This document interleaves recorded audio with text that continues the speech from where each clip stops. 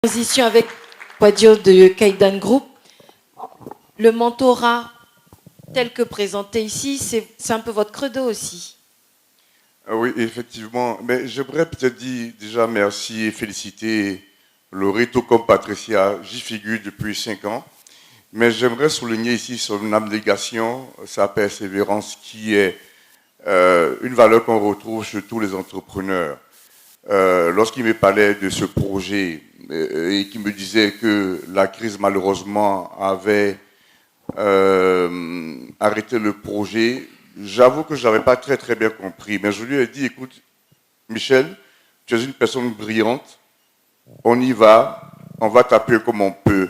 Et quand je regarde le parterre de personnalités dans le Ouzou, toutes les présences sont méritées, toutes les présences sont des rôles modèles pour notre jeunesse.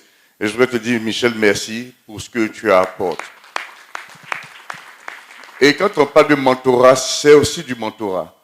Pouvoir identifier les personnes qui sont considérées comme des talents, les faire découvrir, parler de leur parcours pour que les autres s'en inspirent, c'est ça aussi du mentorat.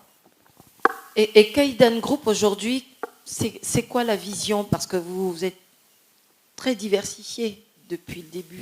Alors, on n'est pas si diversifié que ça. Kaidan Group, nous sommes dans l'immobilier et la technologie. Et notre slogan, c'est « Nous transportons et hébergeons à la fois les hommes et la donnée ».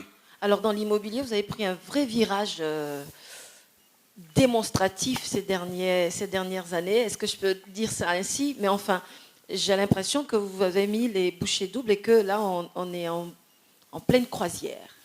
Alors, nous sommes venus avec un nouveau business model. Ce qu'il faut savoir en Côte d'Ivoire, c'est que l'immobilier étant une valeur refuge, toute institution fait de la consolidation foncière, développe son foncier pour faire de l'immobilier.